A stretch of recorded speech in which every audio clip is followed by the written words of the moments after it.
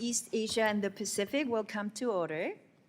This hearing aims to explore strategies for countering China's influence within the Association of Southeast Asian Nations, ASEAN, while enhancing the United States engagement in the region. I now recognize myself for opening statement.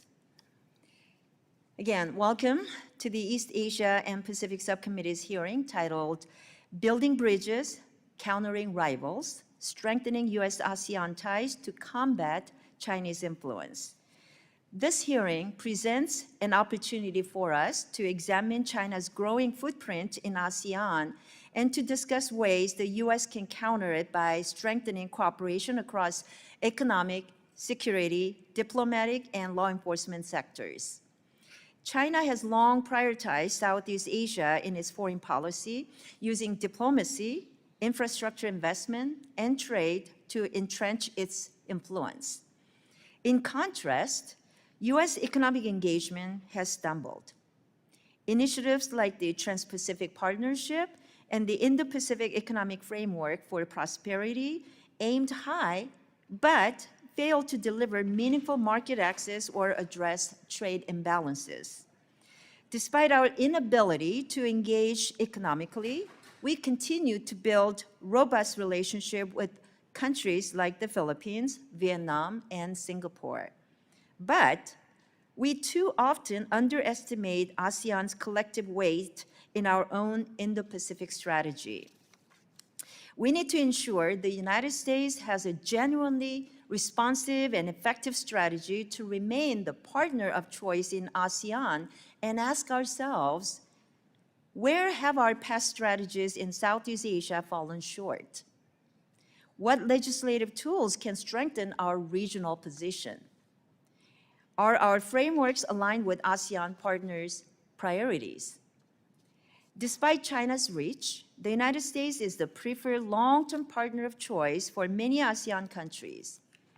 In the 2025 State of Southeast Asia survey, 52.3% favored the United States over China, recognizing our leadership in investment, security, innovation, and shared values.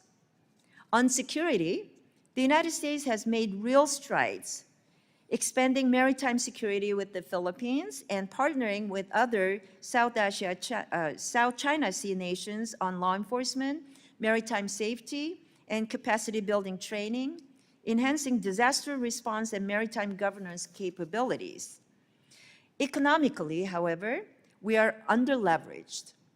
While China remains ASEAN's top trading partner, the region is a $4 trillion market with enormous potential, especially in critical minerals, regional trade, and development financing. The threat of Chinese dominance isn't going away. China is aggressively pursuing deals. Over 100 secured just this April with Vietnam, Malaysia, and Cambodia. These efforts reflect Beijing's recognition of growing U.S. engagement and its desire to blunt it. We must show ASEAN partners that China's promises rarely deliver lasting benefits. We also need a bold, whole-of-government strategy, one that affirms our leadership, reinforces our alliances, and upholds the sovereignty and rules-based order that underpins a free and open Indo-Pacific. So I look forward to hearing from our witnesses today, and your expertise will guide us in crafting stronger, smarter U.S. policy in South Asia. So let me now recognize Ranking Member from California, Mr. Berra, for your opening statement. Thank you, Madam Chairwoman. I want to thank the witnesses for being here on what is a timely conversation in an important region, Southeast Asia. Southeast Asia is home to more than 650 million people and has some of the fastest growing economies in the world, critical sea lanes and key partnerships in our interest as we look at peace and prosperity and sovereignty in the Indo-Pacific. Collectively, the Southeast Asian ASEAN nations represent the 5th largest economy in the world, and it's our fourth largest export market. So what we do here in Congress, the choices that we make, the partnerships and deals that we put together matter intensively. That's why I really do have some concerns about the Trump administration's approach. Obviously, these sweeping tariffs have created a lot of uncertainty in the region, but hopefully, it creates some opportunities. Not each country has been, looked at equally. And if I think about a country like Singapore, this is a country that we have a free trade agreement with. We have mechanisms to resolve issues, and we have a $2.8 billion trade surplus with Singapore. So we're doing quite well with a country like Singapore. I'd also think about the opportunities, in my conversations with some of our ASEAN ambassadors. They don't want to be put into a position where they have to make a choice between China, which is in their neighborhood, or the United States. But the uncertainty that's been created by the Trump administration approach has brought into clear focus that they don't want the United States leaving their markets either. So this is a time to engage in trade negotiations and perhaps look for those opportunities where we can reduce those trade barriers. As someone who was a supporter of TPP, as much as I'd love to go back and see if we could join the CPTPP, that probably is a ways off. But can we do digital trade? We ought to be able to do digital trade. It's in our interest, and certainly it's in their interest. Can we, if Vietnam's willing to contemplate going to zero tariffs, let's engage in what that looks like. Can we work with countries in the region like Indonesia to help develop redundant supplies of critical minerals and develop their geothermal capabilities? We ought to think about that.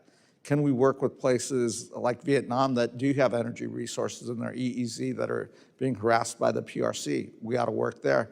And the Philippines, certainly they've experienced the brunt of much of the harassment in the South China Sea. How do we work with nations like the Philippines and others to continue to deepen and return to where we historically have been with the Philippines? So there's many more opportunities. Again, the Trump administration's approach is not how I would go about doing this, but we are where we are.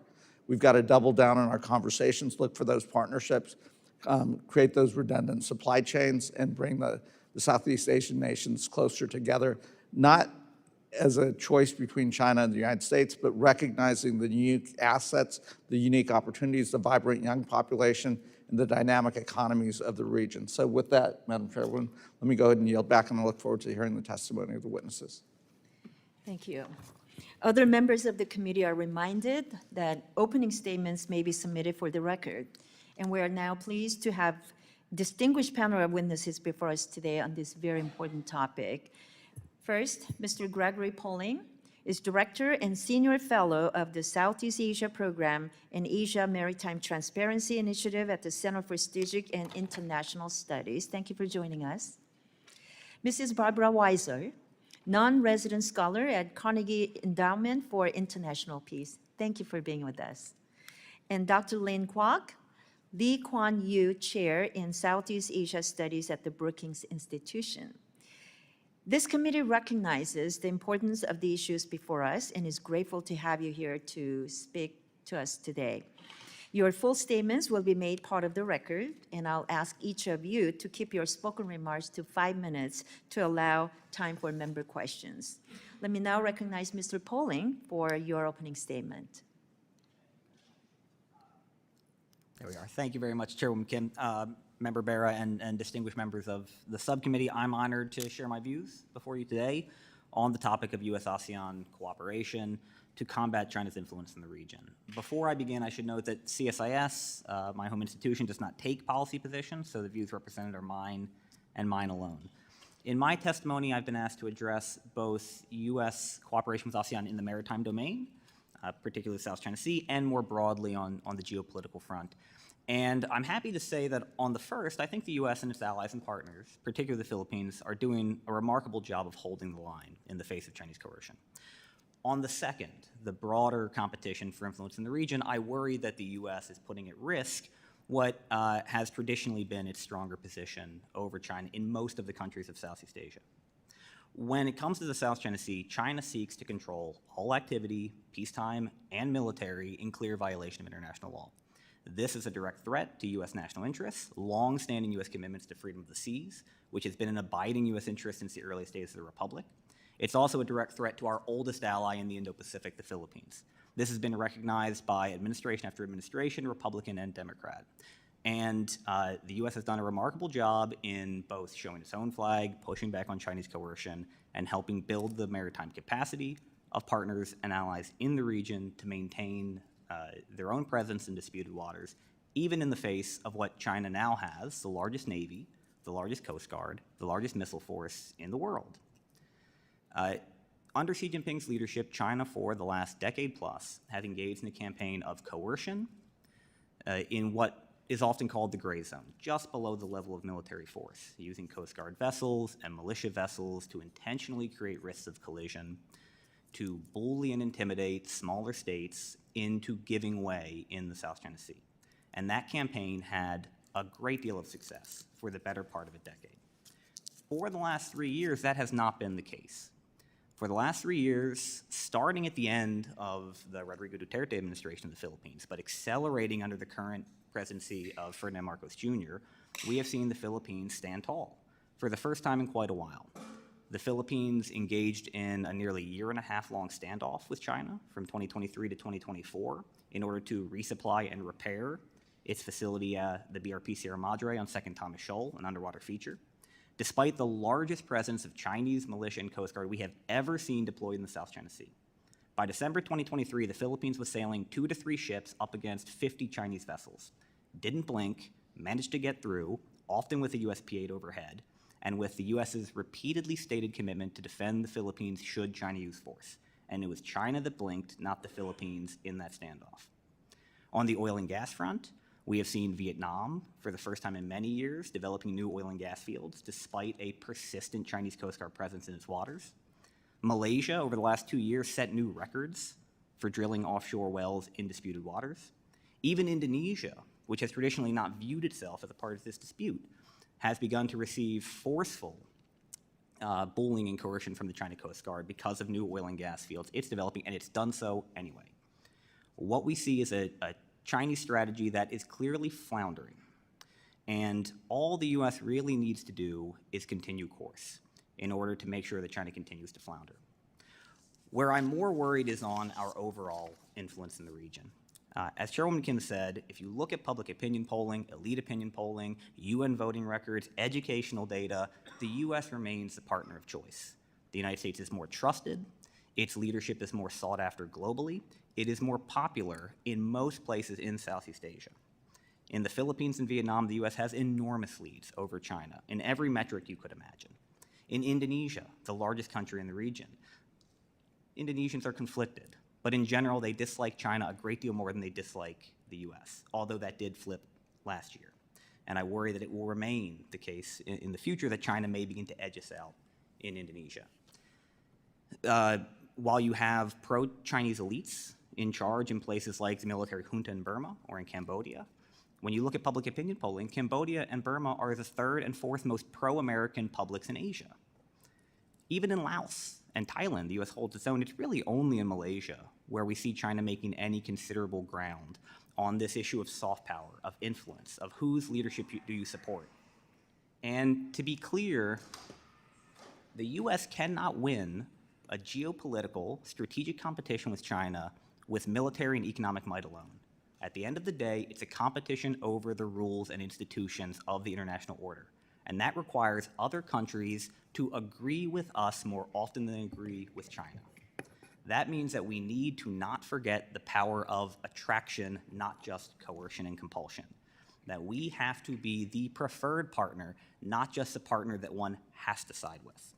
And so as we've seen the winding down of U.S. support, yes, ma'am, on U.S. aid, VOA and Radio Free Asia, as we've seen the pauses on Fulbright and student visa interviews, I worry that we are undermining that multi-decade latent advantage we have in being the preferred partner. Thank you. Thank you. I now recognize Mrs. Weisel for your opening statement. Thank you, Chairwoman Kim, Ranking Member Bera, and distinguished members of this subcommittee for the invitation to appear before you today. My name is Barbara Weisel, and I am currently a non-resident scholar at the Carnegie Endowment for International Peace, but previously spent nearly 2 decades working on Southeast Asia at USTR, and have many thoughts on your question on how the U.S. can strengthen ties to ASEAN to counter China. As well recognized by members of this committee, Southeast Asia is an important U.S. economic partner. It is our 4th largest export market and a central player in global supply chains. U.S. businesses have long been invested in these dynamic markets, and their ties have expanded in recent years as businesses, with U.S. government encouragement, sought to diversify away from China. ASEAN countries stood to benefit directly from these diversification efforts and hoped they would help strengthen economic ties to the U.S. commensurate with our expanding military relations. But the U.S. imposition of tariffs has created anger and confusion in ASEAN regarding their relations with the U.S. and resentment about the unilateral nature of U.S. actions. While ASEAN countries have long been concerned about China's dominance in the region, they see the imposition of tariffs as a much more immediate threat and direct assault on their economies. Facing a 5-alarm fire set by the United States, they will not only avoid antagonizing China, their largest two-way trading partner, but welcome its overtures of greater economic cooperation. It is also likely that the U.S. will reach bilateral agreements with ASEAN in the coming weeks or months. To accommodate the U.S., Southeast Asian countries will commit to lower their tariffs and address longstanding trade barriers and increase purchases of U.S. LNG, agriculture, planes, and other goods. At the same time, they will pursue de-risking strategies that lessen their economic dependence on the U.S. and expand trade and investment ties to China and other partners. So while the U.S. may see some immediate results from the tariff leverage it's exerted over Southeast Asian countries, if China is the threat about which the U.S. is most concerned, then we need to keep our eye on the ball. We need to build an affirmative ASEAN economic strategy that relies on carrots, not just sticks. This strategy should build trust and certainty and deepen our economic partnership. It also should capitalize on ASEAN's interest in keeping the U.S. engaged in the region, create room for Southeast Asian countries to work with the U.S. on curbing unfair trade practices from China, and foster ASEAN integration to promote regional stability and security. Let me briefly offer 5 proposals for deepening economic ties. First, we should promote development of the Southeast Asian critical minerals sector and U.S. ASEAN critical mineral supply chains, even as we work to build our own capabilities in this sector. These efforts should include negotiation of critical minerals agreements with select Southeast Asian countries. These agreements should include criteria for trusted critical mineral supply chains and guaranteed supplies of critical mineral resources for U.S. industry, as the Japanese government has successfully done. Second, the U.S. should swiftly pursue a plurilateral digital agreement with Southeast Asian countries, drawing on the commitments the U.S. government is pursuing in its bilateral agreements with ASEAN countries. Maintaining U.S. leadership in setting digital trade rules is vital, given this sector's role in U.S. innovation and economic growth, and to ensuring the U.S. remains at the forefront of the AI revolution. Doing so also would support U.S. efforts to counter China's model of digital authoritarianism. Third, the U.S. should propose a customs cooperation initiative that demonstrates its willingness to work in partnership with ASEAN as a group to tackle this priority issue. Many Southeast Asian governments already are strengthening rules in this area, but a U.S.-ASEAN customs cooperation agreement would better position ASEAN to deal collectively with transshipment from China. Fourth, Congress should fully fund U.S. economic statecraft tools, including reauthorization of DFC this year. Similarly, to promote U.S. exports, Congress should reauthorize the Export-Import Bank next year and ensure adequate funding for the U.S. Trade and Development Agency. And lastly, the U.S. should consider regionalizing the trade commitments it is negotiating bilaterally with ASEAN countries. building out an ASEAN agreement with rules of origin that limit non-parties from benefiting, and including rules in critical areas to U.S. competitiveness. In exchange, the U.S. should gradually eliminate tariffs on imports from Southeast Asian parties to the agreement. A regional agreement with reciprocal commitments would incentivize Southeast Asian countries to deepen supply chains with the U.S. in ways that can promote U.S. manufacturing and exports. Again, thank you for this opportunity to share my views, and I look forward to your questions. Thank you, Mrs. Weiser. Let me now recognize Dr. Kuok for your opening statement. Thank you so much, Chairwoman. Chairwoman Kim, Ranking Member Bera, members of the subcommittee. Thank you for this opportunity to testify. It's an honor to be able to contribute to this important conversation on strengthening U.S. engagement with Southeast Asia, a region that is at the very heart, both the geographic as well as the strategic heart of the Indo-Pacific. You've both outlined why Southeast Asia matters. So let me just say that despite its economic and strategic importance, I think the region remains a weak link in U.S. Indo-Pacific engagement. U.S. influence in the region is declining and China is gaining ground. Both yourself, Chairwoman, and Greg mentioned how the United States is the partner of choice. But in a regional survey in 2024, the survey showed for the first time China actually, the majority of respondents in Southeast Asia actually choosing to align with China over the United States if they were forced to choose. Now, that margin was slim, overall 50.5% versus 49.5%, but support dropped dramatically in some countries, including all three Muslim majority countries, by about 20 percentage points. The 2025 survey you mentioned reflected a modest U.S. rebound, but it was conducted very early in the year, from early January to mid-February, and preceded several developments, most notably the April 2nd announcement of tariffs. This hit all countries in Southeast Asia, including some of its poorest. Cambodia, Laos, and war-torn Myanmar face a 49%, 48%, and 44% tariff level, respectively. These Liberation Day tariffs have triggered a strong backlash in the region. ASEAN leaders recently expressed deep concern over these unilateral tariff measures, and the Singapore Prime Minister warned that they undermine the global trading order that the United States helped build, and declared bluntly that these are not actions that one does to a friend. What began as frustration over limited U.S. engagement or limited U.S. economic engagement in the region is now concern over counterproductive policies. Washington is not just missing an economic action in Southeast Asia, it is inflicting real damage. Tariffs, as well as aid cuts, are hurting Southeast Asia's countries. Now, for years, relatively weak U.S. engagement was offset by the important security role it plays. But that too is increasingly cast in doubt as Washington recalibrates away from long-standing allies and partners in Europe, and the president openly questions defense commitments. Lack of clarity around U.S. goals in the Indo-Pacific compounds these concerns, as the possibility of a grand bargain or even a more limited economic deal, entailing concessions to Beijing on issues vital to allies and partners, such as the South China Sea or the U.S.-Philippine alliance, sows further doubt about American intent, consistency, and staying power. U.S. standing in the region has also been badly hurt by its handling of the Gaza crisis. Now,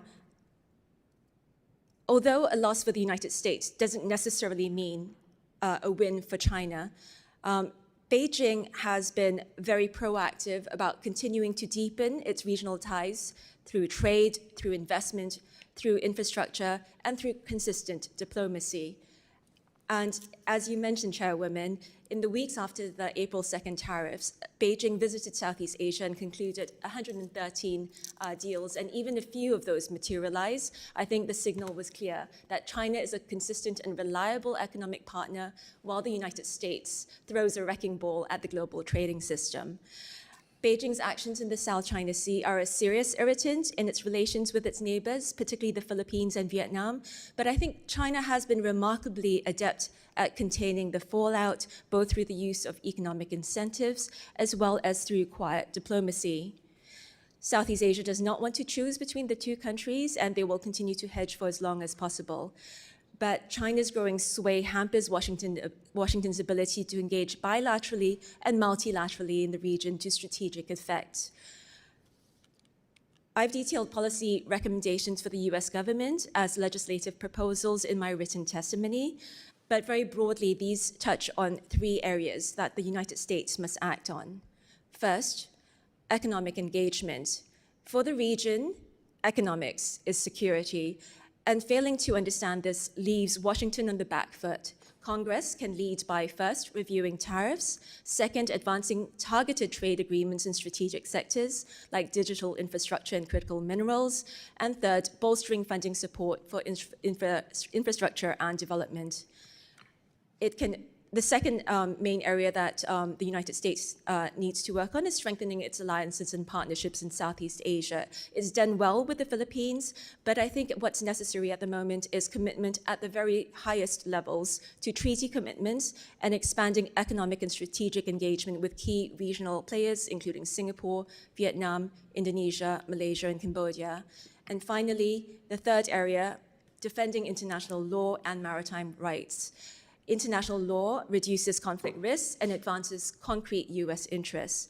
The second Trump administration should maintain the strong stance that it adopted during its first term, when it made regular lawful assertions of passage rights and freedoms of the seas, and when it affirmed the merits of the 2016 tribunal decision, a step that the previous administration had failed to take. Madam Chairwoman, Ranking Member, and members of the subcommittee. Well, let's continue the conversation during Sure. Question and answer period. Thank you so Sure. much. I appreciate all of the witnesses giving your opening testimonies and for the recommendations that you are making. And we can hopefully get into that more. And let me start with the first round of questioning.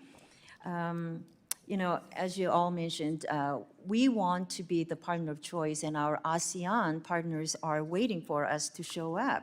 And we need to provide a clear and consistent economic framework for the Indo-Pacific region. But unfortunately, U.S. has struggled to regain momentum in economic engagement following its withdrawal from TPP. So Ms. Weisel, what elements of the TPP and IPAF prove effective and ineffective? And how can future agreements demonstrate strong commitment to Southeast Asia's development goals while safeguarding our U.S. interests?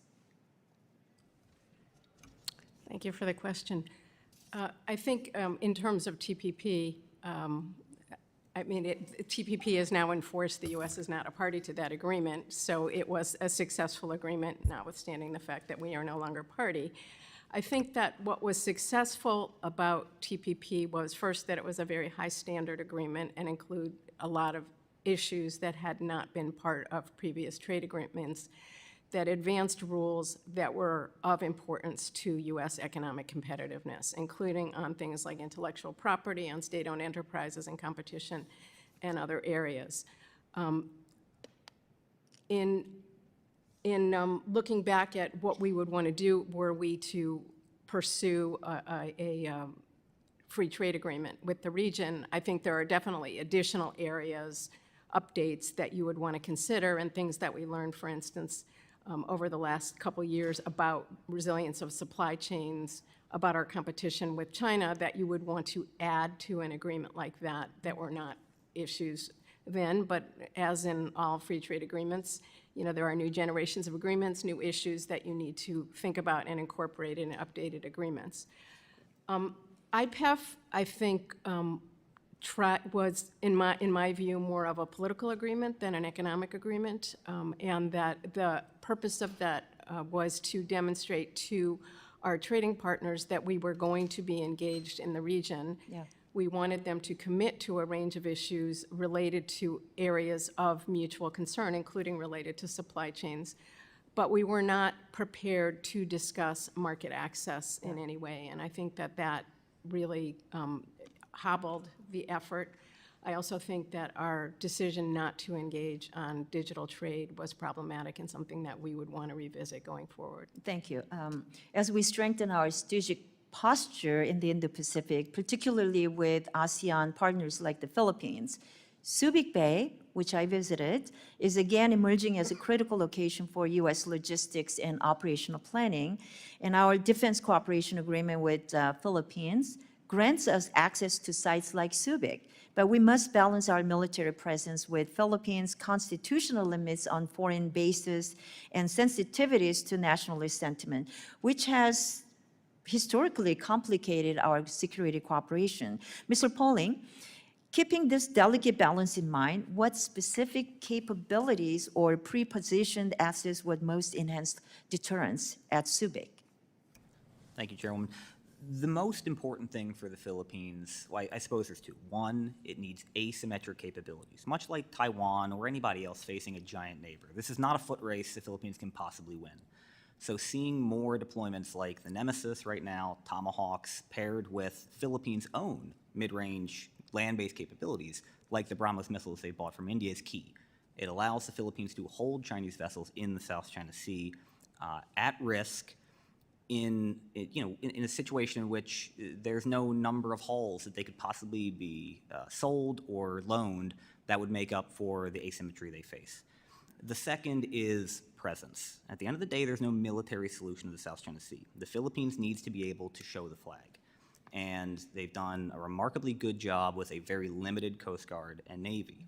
We need to see more uncrewed platforms. We need to see more cheap vessels. Mm-hmm. We need to see more support for Philippine basing in the islands. And that doesn't mean U.S. boots on the ground, but the U.S. could be providing more funding for the Philippines to build up its own facilities, as China and Vietnam do as well.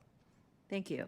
One of the most pressing challenges in the region is China's dominant grip on critical mineral supply chains, especially for materials vital to clean energy and defense technologies. And we mentioned Indonesia is the world's top producer of nickel. This is critical for battery technologies. But it's alarming that Chinese companies control 75% of Indonesia's nickel refining capacity. Ms. Weisel, what are the implications of China's chokehold on critical mineral supply chains for the U.S. and allied nations? Well, I think we're seeing the results of that chokehold in our industries today, where China can limit access to critical minerals, and then it also controls these critical minerals from other countries. So I think all of this is quite disturbing and just reinforces the need for the U.S. to establish its own supply chains with the region.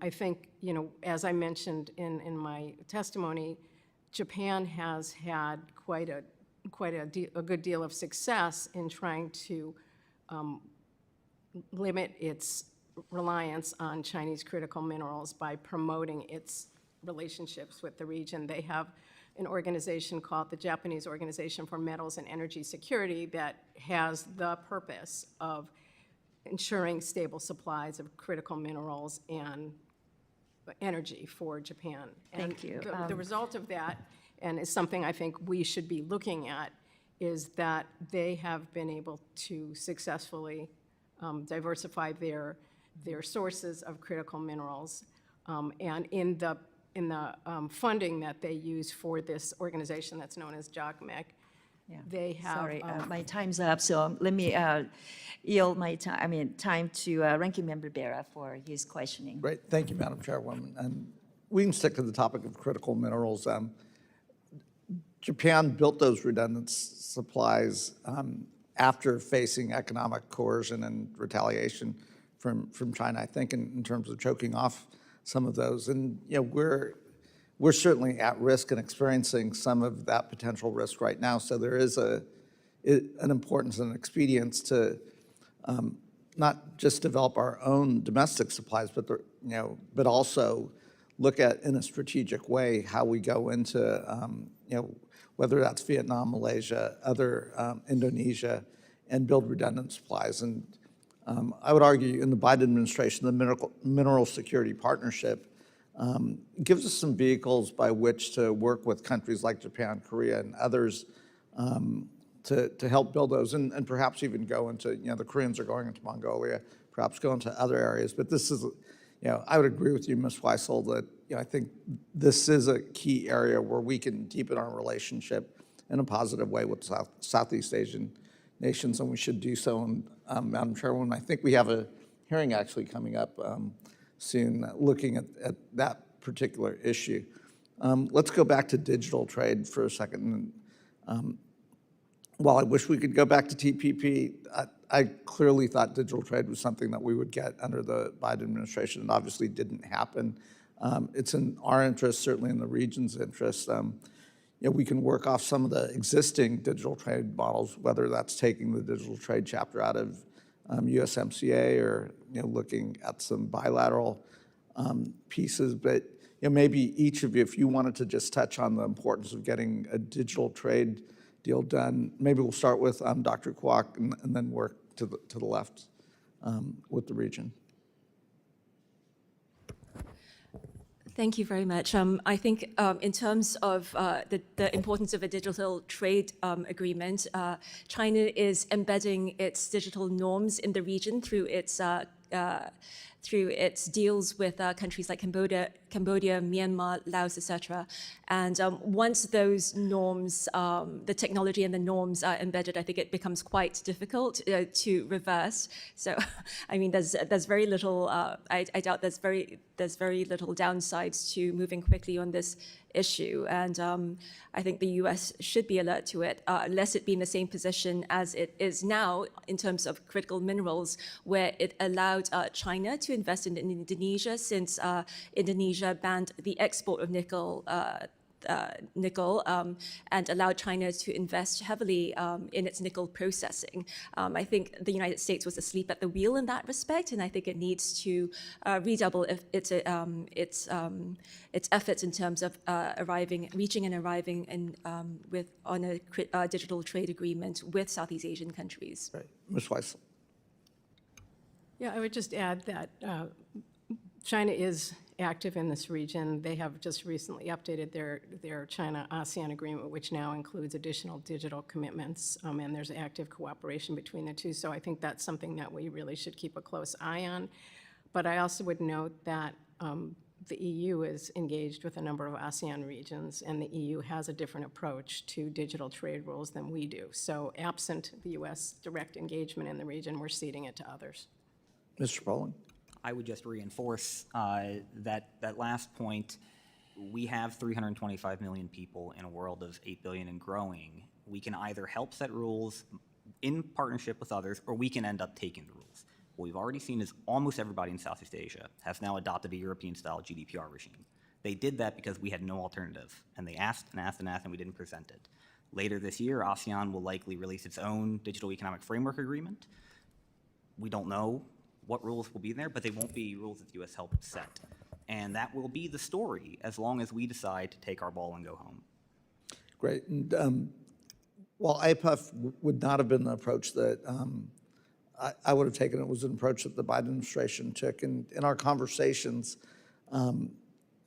we looked at it as a high standard negotiation, but not each country could actually meet, whether it was the labor standards, environmental standards, et cetera.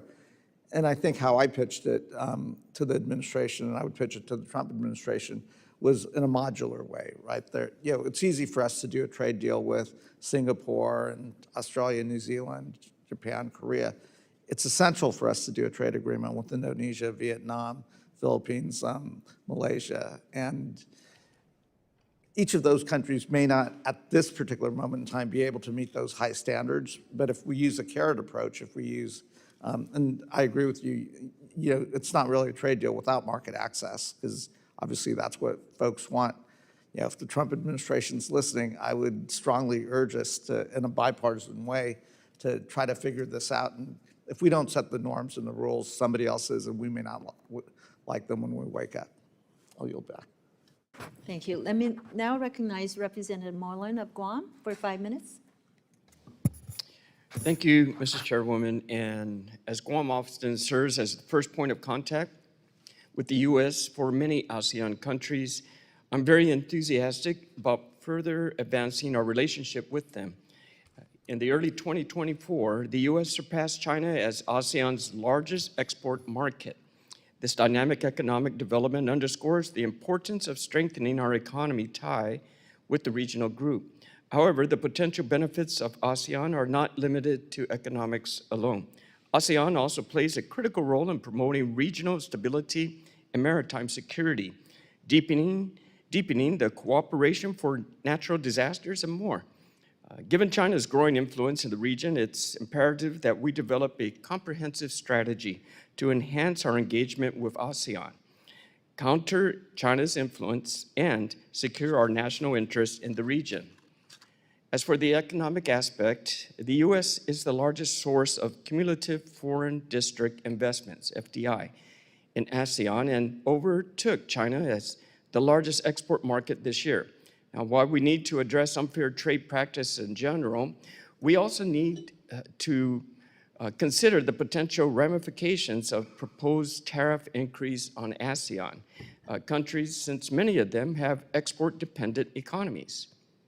To avoid the risks of these countries deepening their economic dependence to China, we should update our strategic engagement with them to promote economic prosperity both in the region and the U.S., and to build a more resilient supply chain. When it comes to regional stability and maritime security, the most urgent issue is China's aggression in South China Sea. Many incidents of harassment against the Philippine ships by Chinese Coast Guard vessels have been reported. And although ASEAN members don't all share the same stance toward China, if we can encourage them to share the common position on this issue, it would serve a powerful voice to deter further aggression. Mr. Poling, could you describe how opinions among ASEAN members are divided on South China Sea disputes? Also, how can the U.S. encourage them to adopt more unified position to secure freedom of navigation and maritime security? Thank you, Congressman. The Philippines is obviously the farthest on this spectrum if we were to lay it out. It has been the most forward-leaning in defending its rights. It's been the clearest in articulating the legal nature of its rights and its objections to China's through its arbitral victory. Just behind the Philippines has been Vietnam. There's no country on earth, when you look at polling, that has more skepticism or anxiety about China or views China more as a revisionist threat than Vietnam, and that's because of China's aggression toward Vietnam in the South China Sea. Vietnam has been quietly supportive of the Philippines' arbitral victory in 2016. It has forged quiet bilateral Coast Guard cooperation with Manila. It has engaged in its own large buildup of its facilities in the Spratly Islands in order to contest Chinese control. After that, there's a steep drop-off, I'm afraid. Of the other claimants to the waters or islands of the South China Sea, Indonesia, which hasn't often considered itself a claimant, has probably been the most forward-leaning in contesting Chinese activity. And Indonesia has had the clearest articulation, other than the Philippines, of what is illegal about China's claims. Malaysia has tended to bury its head in the sand and try to ignore the issue, at least at the political level. Of course, Indonesian Coast Guard personnel and naval personnel were as frustrated by China as anybody. Of the non-claimants, Singapore has really been the only one that has taken a firm position on the illegality of China's claims. And I think we have to recognize that there will never be a coherent ASEAN position on the South China Sea. Thailand, Laos, Cambodia, they are not going to invite Chinese retaliation on themselves in support of the Philippines or Vietnam. And so there has to be a claimants grouping, but not an ASEAN grouping. Thank you very much. Ms. Weisel, based on your experience in the U.S. government, including U.S. Trade Representative, how do you assess the potential impact of the proposed tariff increase in ASEAN members? What do you see as the most effective way to advance our economic interests in the region? Sorry, you have very little time. I mean, I think that the actions, as I said in my statement, have really put the U.S. at a disadvantage. The U.S. is seen as kind of impulsive, unpredictable, unilateral actions that is causing ASEAN to reflect on what it needs to do to hedge the risk against the U.S. and is forcing them to lessen their reluctance to work with China because they have no other choice. If they are going to be threatened by the United States, then their other major partner, China, is that they are going to put that in the position of working more closely with China, and we've put them in that position. Thank you very much. Thank you, Madam Chairwoman. Thank you. Let me now recognize Representative Amo of Rhode Island for your 5 minutes questioning. Thank you, Chairwoman Kim, and thank you to our witnesses for being here. As we've discussed, ASEAN is just an essential partner to the United States. It is an opportunity for American power, but also for global collaboration. And I believe the Biden administration understood this and made ASEAN central to our Indo-Pacific strategy. But I'm concerned about the Trump administration's foreign assistance freeze, chaotic tariffs, and what that's done to really take an axe to our relationship with ASEAN nations. And of course, as we've discussed already today, this really works against our efforts to counter China's influence in the region. And Trump's chaos and uncertainty has undermined our credibility as a partner while doing its part to hurt American businesses. Even worse, China is already stepping in to fill the void that we've left behind. And in one particular way, I want to highlight in my time today. I'm worried about a potential axe to the U.S. International Development Finance Corporation, as we all know, the DFC.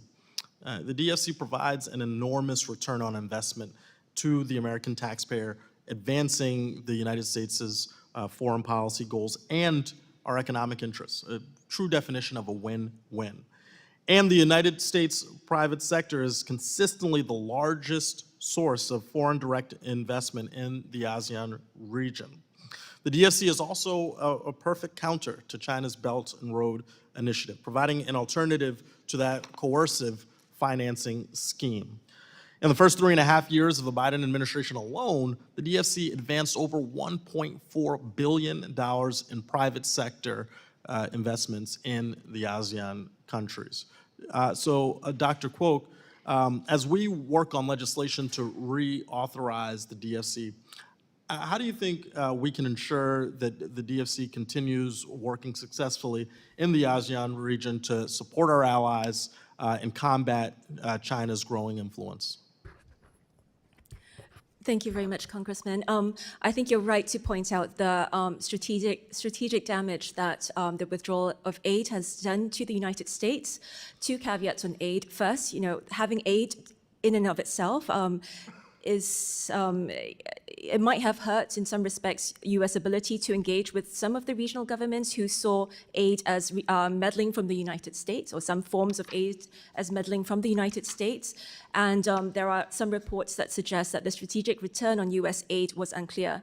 Nonetheless, the sudden and abrupt withdrawal of aid from the United States to some of these countries sends an unfortunate message of U.S. callousness, especially when it impacts programs that mean the difference of life and death, between life and death in these countries, such as humanitarian assistance, health programs, and demining, which, as you pointed out, China has already stepped in to fill.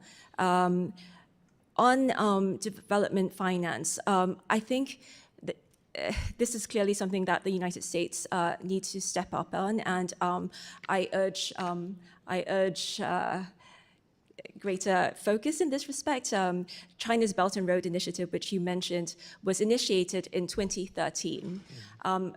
Amendments or revisions to the BUILD Act came in 2018, some 5 years after China's Belt and Road Initiative. Since then, the United States has had various infrastructure initiatives, development and infrastructure initiatives, including the Build Back Better World, which was then repackaged as the Partnership for Global Infrastructure Investment.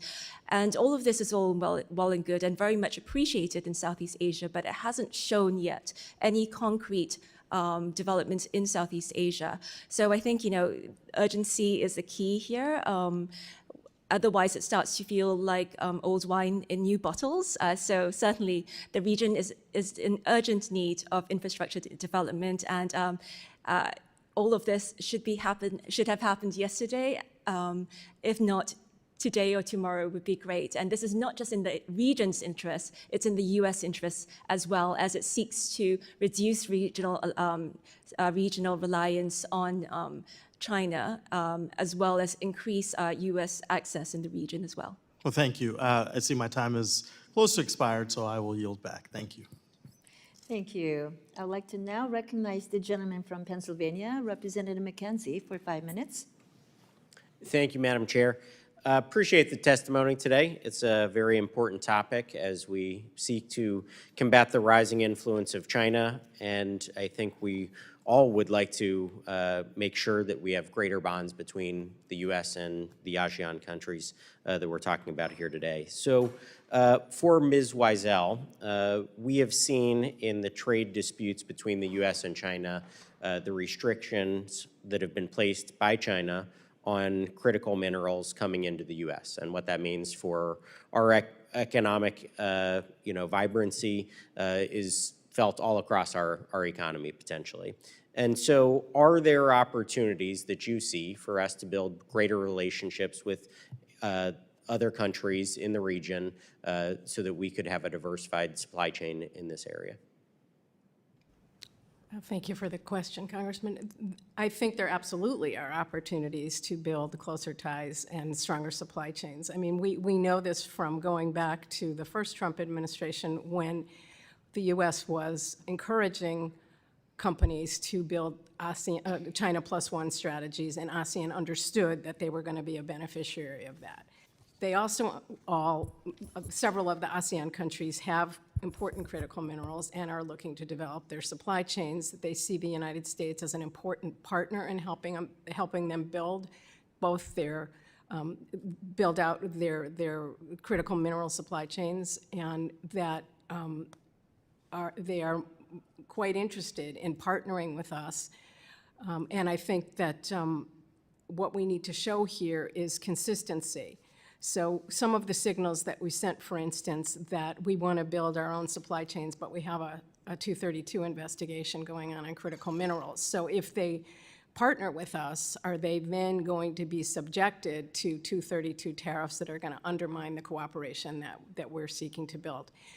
If we can overcome some of those kinds of concerns and come up with the kind of financing that we need to support industry in building those supply chains, I think we have some very interested partners in ASEAN.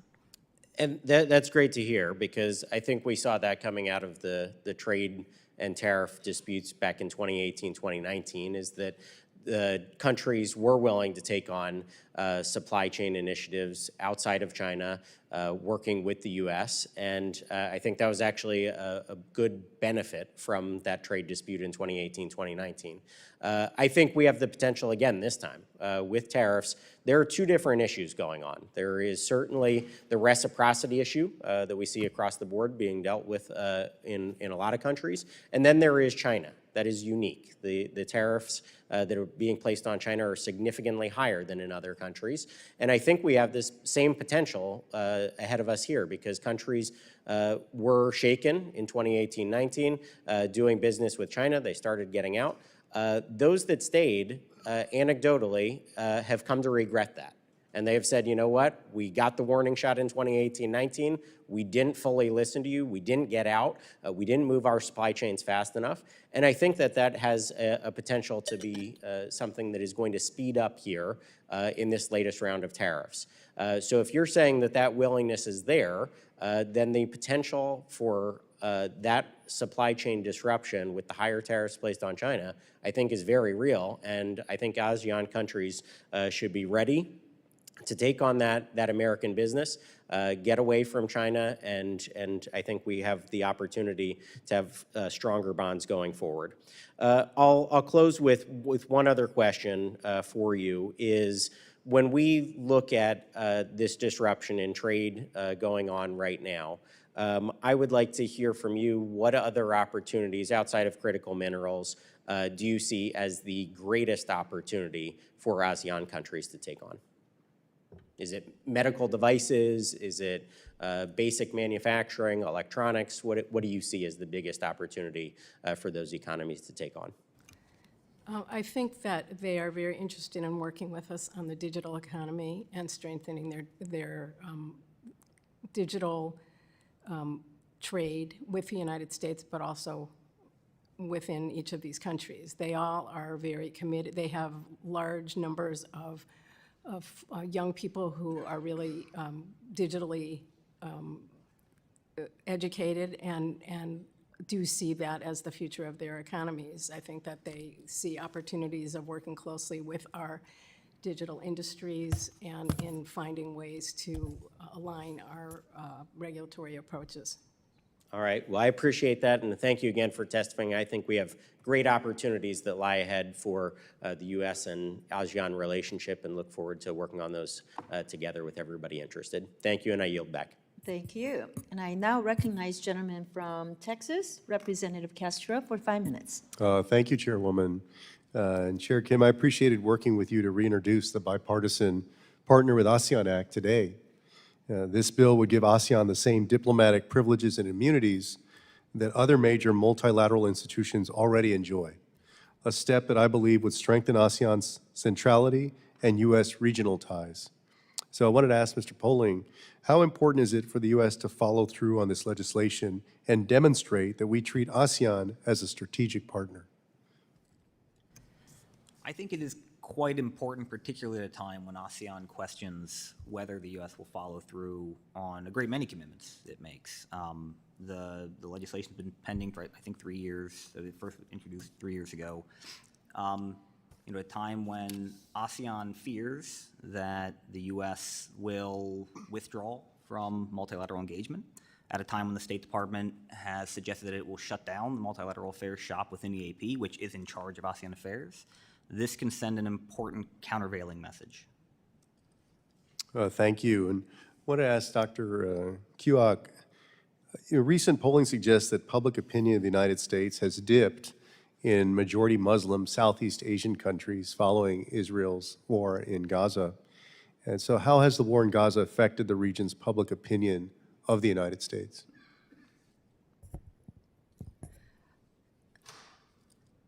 As mentioned earlier, the drop in support for the United States since the recent Gaza crisis has been precipitous in Muslim majority countries, about 20 percentage point drop in support for the United States since the Gaza crisis.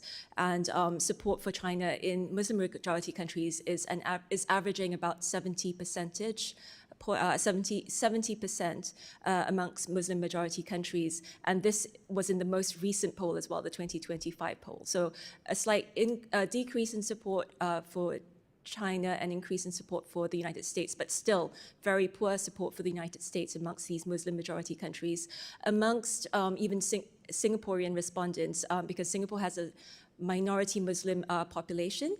I think sentiment is also quite bleak about the United States, and it's either inaction or it's active support of Israel. And so that has hurt perceptions of the United States. And I think, the poll has most clearly reflected the drop in support for the United States amongst Muslim majority countries, but it hasn't been limited to Muslim majority countries or even the Muslim population. I think the humanitarian crisis is clear for all to see. And I want to ask you, given those things, what the long-term implications for U.S. credibility and influence in the region are, particularly the longer this goes on. Mm-hmm. I think how much it impacts the United States' ability to influence the region will depend on the situation on the ground, and the extent to which, I guess, humanitarian aid is able to reach victims of this crisis. So it will wax and wane accordingly. That said, I think countries in the region are very pragmatic. So regardless of that crisis, I think it'll hurt sentiment, but nonetheless, countries will seek to work with the United States. And we see that from, say Malaysia, whose prime minister has been the loudest and most vocal against, in terms of criticizing the United States for its support of Israel. Before Malaysia took up the chair of ASEAN, it actually expressed that it would seek, as ASEAN chair, to work with various important partners.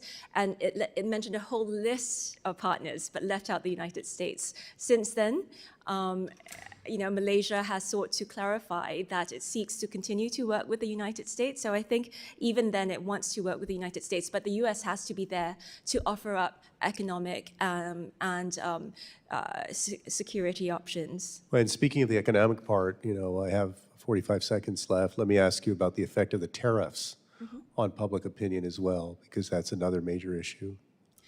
It's unclear at the moment what the effect of the tariffs have been on Southeast Asia. The 2025 poll I mentioned was conducted from early January to mid-February, so before the U.S. Disengagement from Europe, before the U.S. aid cuts, as well as before the tariffs.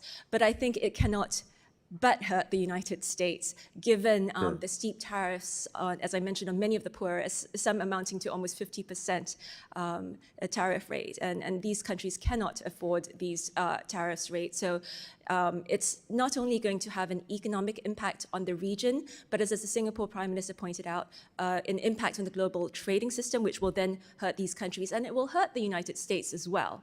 It might win a little bit in terms of gain an inch but lose a yard, because in terms of its strategic ability to influence the region and get the region to align with it on issues important to it. I've just run out of time.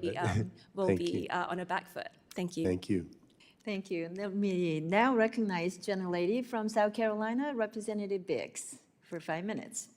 Thank you, Chairwoman Kim, and thank you to our witnesses for being here today. So my first question is for Mr. Poling. So in your testimony, you emphasized the strategic utility of the U.S. Coast Guard in Southeast Asia, particularly in countering China's gray zone tactics through partnerships, capacity building, and shipwrighter agreements.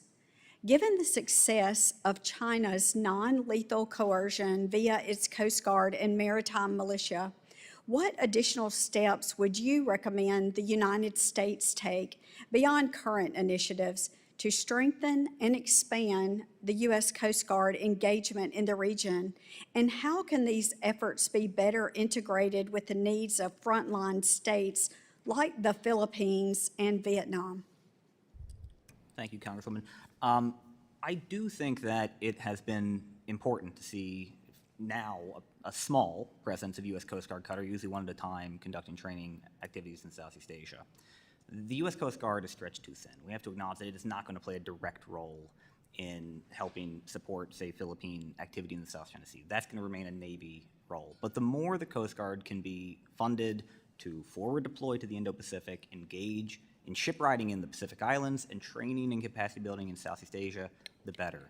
The Philippines has done a remarkable job in standing up to China. And so far, the threat of U.S. intervention under the Mutual Defense Treaty has kept this in the gray zone, where so far the Philippines can handle it. The most important thing from my perspective is that we continue to reinforce the application of the Mutual Defense Treaty, and that we continue to fund the 10-year security sector assistance roadmap that we have promised to help modernize the Philippine military. Thank you. So I would like to kind of continue our discussion. You point out to the Coast Guard's effectiveness in building regional trust and countering gray zone tactics. Given the strategic importance of Southeast Asia, what political and operational challenges must be overcome to expand U.S. Coast Guard deployments and agreements, such as the shipwrighter programs or forward deployed cutters in the region, and what specific support should Congress provide to achieve this expansion? I don't think it's possible for the U.S. to negotiate a shipwrighter agreement for the South China Sea. The nature of the dispute, its multilateral nature, makes it all but impossible. It would be far too politically sensitive in the Philippines for, I think, even the Philippines, our closest and oldest ally in the region, to ask. But more Coast Guard presence to help the Philippines bolster its own capability would be welcomed. And the key there is simply funding. The last time we saw significant increases in Pentagon budgets, there was efforts to cut the Coast Guard's funding. We need to keep in mind that the Coast Guard is an important tool of U.S. power and credibility, not just the Navy. Thank you so much for that insight. So my next question is for Mrs. Weisel. Your testimony emphasizes DFC's role in catalyzing private investment to advance both development goals and U.S. strategic interest. particularly in Southeast Asia. In that context, how can the U.S. interagency better integrate on-the-ground insights to improve risk mitigation and foster a more stable investment climate for DFC-supported projects across ASEAN? Well, I think as we look to restructure the way that we're supporting companies in the region, there is going to be an important opportunity to ensure that agencies that are on the ground in ASEAN are working together and coordinating closely. So you have the Commerce Department playing a particular role, you have the State Department having at least traditionally played another role, and the aid agencies also on the ground in these various countries. I think this is, as we're thinking about restructuring all of this, it is a really important that we have input from all of these various agencies about what the priorities are and the ways that all of them can contribute to support DFC and other ways that the U.S. supports U.S. business going forward. I mean, I think we've talked about here how important it is to be able to rethink the way we are looking at this, given the competition that we're facing, not just from China, but from other countries that are competing in the region. And so I think we need to have a very serious look at the way we've been coordinating in the past and what we need to do going forward. Thank you so much for your insight. And with that, I yield back. Thank you. Let me now recognize the gentleman from Maryland, Representative Olszewski, for 5 minutes. Thank you so much, Chair Kim. Thank you to Ranking Member Bera and to all of our witnesses today. I just want to first say how much I completely agree that the U.S. must strengthen our support for our ASEAN partners in the Indo-Pacific. So really appreciate you all being here in your comments today. We know that this means defending a free and open region in the face of security threats posed by the PRC. It also means offering a reliable economic alternative and developing financing for countries like Laos that are saddled with PRC debt. And it also means supplying the kind of foreign assistance that USAID and our other development agencies have delivered to ASEAN and its member states for more than 4 decades. So just lifting up our actions and words, and so appreciate the opportunity for the conversation.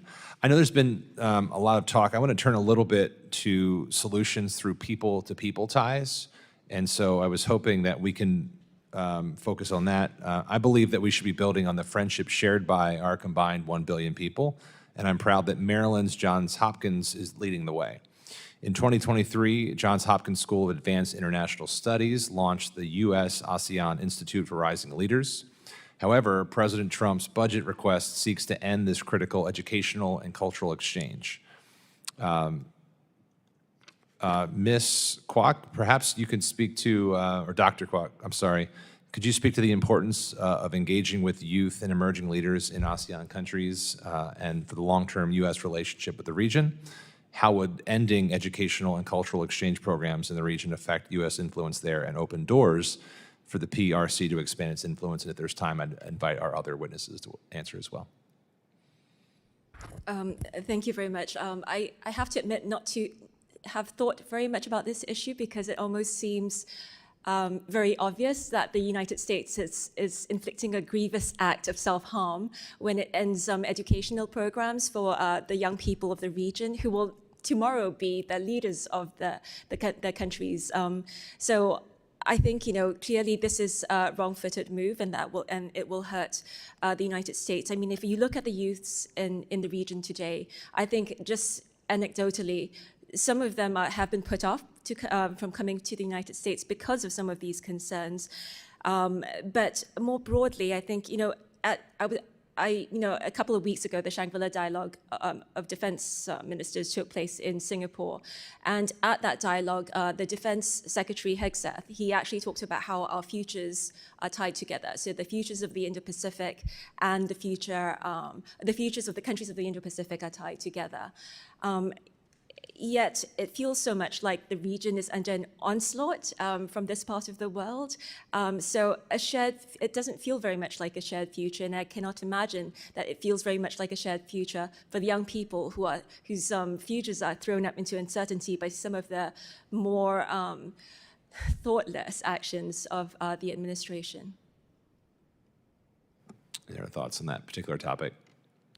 I would just add that a good case study of this is Vietnam, which used to train all of its officials and send people to Russia for education, and then in a certain year that ended and people started going to the United States, they started going to Europe, and you saw a sort of a change in the attitudes of those people toward improving relations with the United States and deepening cooperation. So you do have these case studies that underscore the importance of these educational links. I would add that there is no country in Southeast Asia that reports in the ICES survey every year that they want to go study in China. There are several now where they have to go study in China, other doors close. In general, the U.S., Australia, and the U.K. are the preferred educational destinations, especially for Vietnam, which provides the third largest group of foreign students in the U.S., and the Philippines. Pausing interviews for student visas, canceling Fulbright exchanges, this is only going to harm the U.S. in the long term. I appreciate that, and Madam Chair, I think that reinforces the lessons that we learned when we were all in the Pacific Islands recently together on a trip that you helped lead. So I appreciate our witnesses that, and I think it sort of speaks to our committee's obligation to lift up these kinds of programs particularly for, I loved the comment about the leaders of tomorrow and thinking about our engagement in that way. And with that, I yield back. Thank you. Thank you. I recognize the gentleman from Kansas, Representative Barr, for 5 minutes. Kentucky.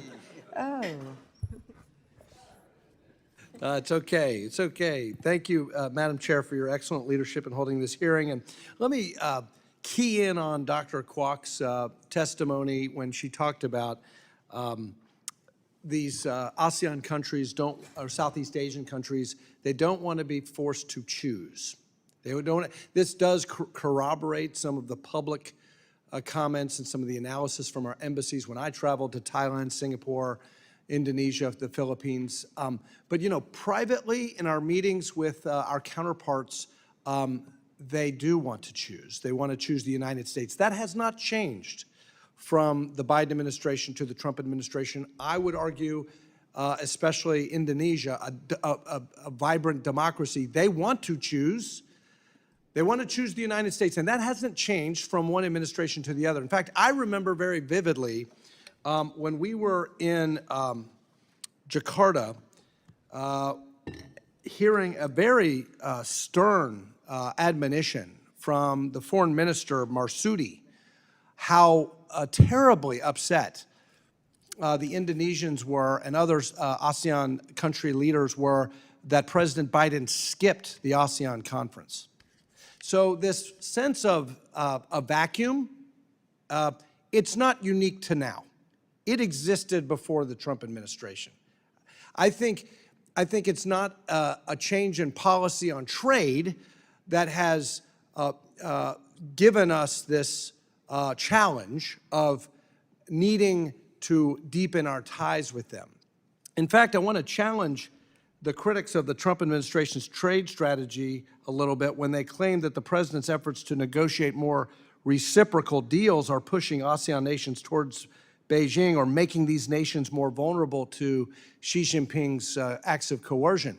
In fact, what is the objective of the Trump trade policy? It's actually to deepen our economic ties. It's to reduce the trade barriers to American exporters. And so if the end goal of this is more reciprocal trade between the United States and ASEAN, this has enormous potential to reverse the sentiment expressed by Foreign Minister Marsudi that the Biden administration was not paying enough attention to ASEAN. So Ms. Weisel, I totally agree with your testimony when you talk about a regional agreement that should consolidate and expand ASEAN commitments to eliminate tariff and non-tariff barriers in goods and services across the region. You say it also should require new commitments on customs and trade remedies. And then you say, in exchange, the United States should gradually eliminate tariffs on imports from Southeast Asian partners to the agreement. That sounds exactly like the America First trade policy. We're asking them to lower their trade barriers to American exporters, and in exchange, we will reduce tariffs on them. Why does this policy not create an opportunity for greater economic integration between the United States and ASEAN to the detriment of the malign influence of Beijing? Well, as I said at the outset, I think that they feel, that the tariff threat hanging over them is a five-alarm fire. It has caused potentially tremendous damage to their economies with all of the uncertainty and the threats. I think that all of the ASEAN countries do indeed want to engage more deeply with the United States. They want to have greater economic cooperation, but they want to do so as equal partners in this negotiation. So as we look to see areas where we can cooperate, they would like to see reciprocal access. In other words, they would take on the rules that we are pushing and in areas that are really important to us across the range of economic areas, when we talk about customs and digital trade and all of these areas that are important to the United States, but in exchange, they would like something in return. And I'm running out of time, but I take your testimony in good faith that you argue that the Trump policy does have the opportunity to open up U.S. exports to Southeast Asia, but you still maintain that they will de-risk from the United States as a result of this. I'm not sure that's necessarily true. If we get better, more integrated economic deals as a result of the policy, I think they will de-risk from China. I don't have much time left, but I would love, maybe in a second round, Madam Chair, to talk about outbound investment into China and what's going to replace that if we restrict outbound investment in China. Does that create opportunities for more U.S. investment into ASEAN as a way to relocate supply chains? My ranking member has just left for another engagement, and I wasn't planning on doing a second round, if you don't mind. So you can submit your questions, and hopefully our witnesses may be able to respond in writing. But I do have some closing comments, if I may. It's really evident from today's hearing that we need to do more to create a responsive and effective Southeast Asia-focused strategy. That begins with bolstering and strengthening our bilateral and multilateral relationship with ASEAN members. Our witnesses today, you've all trotted out key suggestions, and thank you so much for that, on how we can advance our interests diplomatically, economically, and militarily. So it is imperative moving forward that we are able to deliver results in a whole of the government manner if we are going to be the counterbalance that the region is counting on us to be. Success can be achieved to the extent our strategies, policies, and frameworks align with the needs of our regional partners. Additionally, we need results showing that a viable alternative to the CCP's state-driven economic model is available. We cannot allow Southeast Asia to be dictated by Beijing standards, and we must use every available tool to advance our economic agenda while punishing China's unfair trade practices. And now is the time for action. I encourage the administration and my colleagues across the aisle to work together to ensure that our policies would put us in a position to be the trusted partner in the region. So I want to thank you again for your valuable testimony and answering our members' questions. The members of the subcommittee may have some additional questions for the witness, like Rep. Barr has, and we'll ask you to respond to those in writing. And pursuant to the committee rules, all members may have 5 days to submit statements, questions, and extraneous materials for the record, subject to the length limitations. So without objection, I declare the committee stands adjourned.